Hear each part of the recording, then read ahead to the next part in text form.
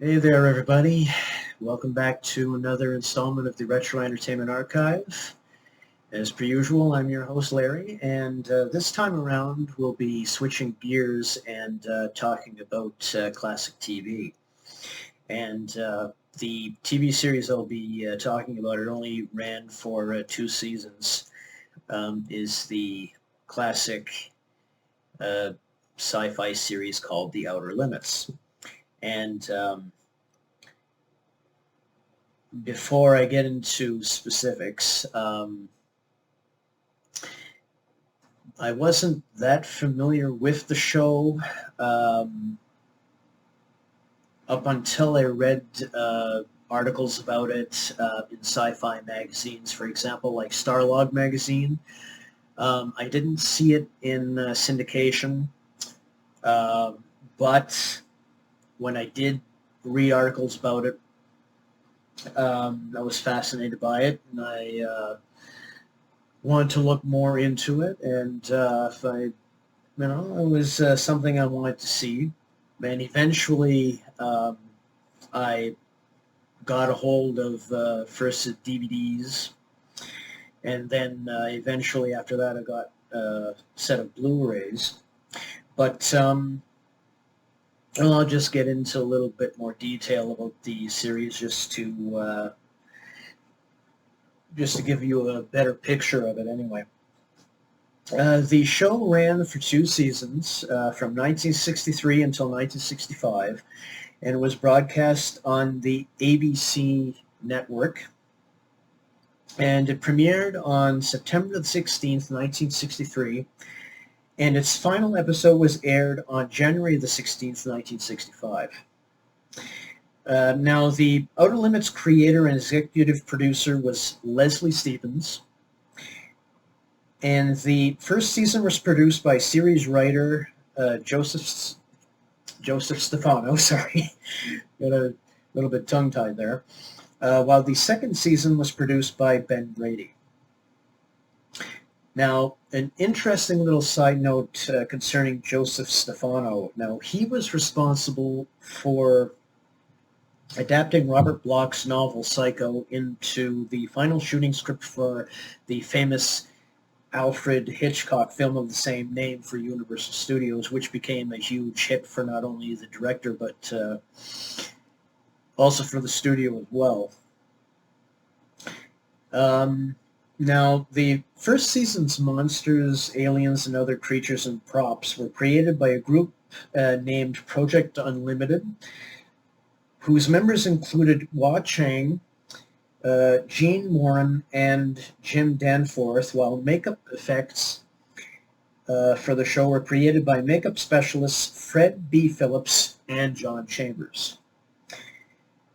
The show is often compared to Rod Serling's The Twilight Zone. However, in many instances, a greater emphasis was placed on science fiction rather than fantasy or the supernatural, which The Twilight Zone relied on in many of its stories. The first episode of the show broadcast was titled The Galaxy Being, starring noted stage, screen, and TV actor Cliff Robertson. And the very last episode of the series aired before its cancellation was titled The Probe. And also, a number of interesting and notable actors and actresses appeared on The Outer Limits, some of them achieving greater fame by starring in TV series of their own eventually after they appeared on the show.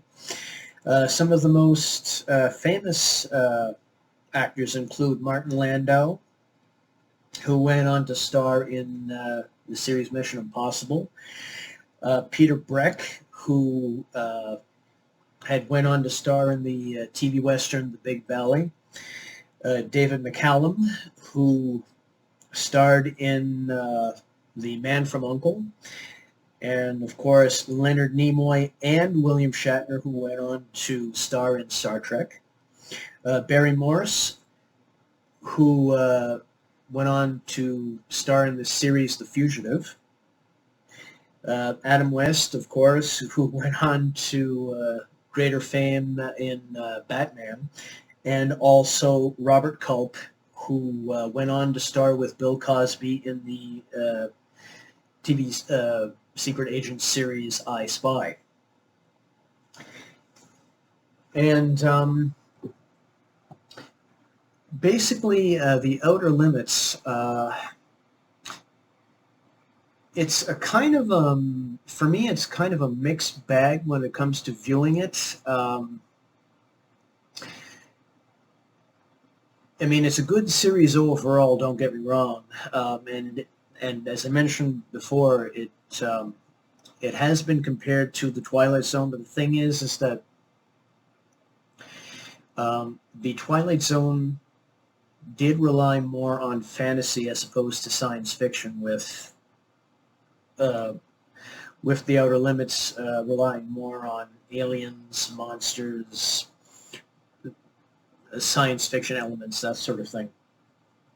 And with a lot of TV series during the 60s, not all of the episodes were stellar. Some of them were mainly pot boilers. Sometimes they're a bit of a slog to get through some of them, but there are other episodes, however, that are really standouts. And actually, I have I guess my top 15 episodes, if you will, and starting with number 15 and working way to number 1. The first episode is called I, Robot, and that stars Leonard Nimoy. Number 14 is Expanding Human. Number 13 is The Inheritors. Now, this is kind of a cheat on my part, though, as both parts 1 and 2, but, you know. Number 12, It Crawled Out of the Woodwork. Number 11, The Xanti Misfits. Number 10, Corpus Earthling. Now, that's one of the episodes starring Robert Culp, I believe. Number 9 is The Invisible Enemy, which starred Adam West. Number 8, The Bolero Shield, which was one of the episodes starring Martin Landau. Number 7, Nightmare. Now, that famously starred a young Martin Sheen in one of his first TV roles. Number 6, The Man Who Was Never Born. Now, that was the second episode on the list that starred Martin Landau. Number 5, The Architects of Fear, which starred Robert Culp. Number 4, The Sixth Finger, which starred David McCallum. Number 3, The Galaxy Being, which starred Cliff Robertson. Number 2, The Forms of Things Unknown, which again was a classic episode which starred David McCallum. And my number 1 favorite episode of The Outer Limits would have to be, hands down, I think it would be Demon with a Glass Hand, and that starred Robert Culp. I think that Demon with a Glass Hand is an excellent Outer Limits episode. I think it's one of the greatest episodes of TV science fiction, certainly during the 60s. It certainly holds up with a lot of other science fiction and action series, and I highly recommend that one for sure. It's definitely my favorite. And now, speaking of physical media, this DVD set, the complete series, I had a little bit of trouble with this particular set here. This was distributed by 20th Century Fox and MGM. Now, this particular set here, there were some problems with some of the discs. They weren't playing properly. Also, there were episodes in this set that were not listed property, or the repeats. So I had bought it, but I only discovered after the fact, though, that it was a messed up set, and in some ways I do regret buying this particular DVD set.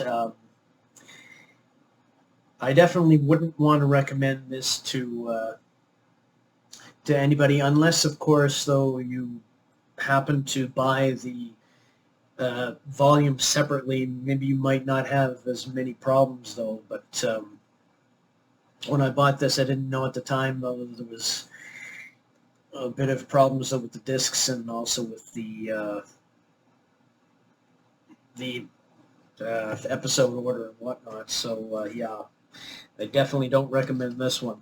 However, I do recommend that you buy the Blu-rays. Now, this is from Kino Lorber, and this is definitely by far a much better presentation of the show, and I definitely recommend to anybody who enjoys The Outer Limits, who've already seen the TV series way back when, either originally broadcast or in syndication, to buy these. These are really, I highly recommend these, because not only is the episodes in crystal clear quality, but also there's a lot of special features to both of them. You'd have audio commentaries for a lot of the episodes, plus also, though, there's other special features as well, in particular with this volume here. It's just jam-packed with information and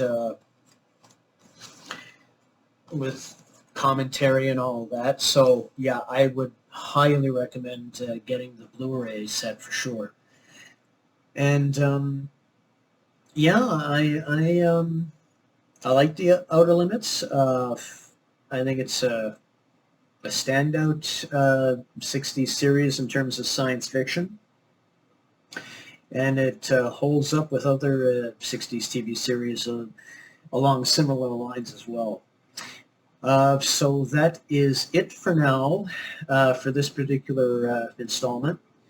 And please, ladies and gentlemen, if you have any thoughts or memories concerning The Outer Limits, especially the 60s TV series, then please, by all means, leave your comments down below. I really like to hear your thoughts and memories about the show. And until the next installment, thank you very much for watching, people. It's been a pleasure once again speaking with you, and until next time, take care, and we'll see you next time. Bye for now. So long for now.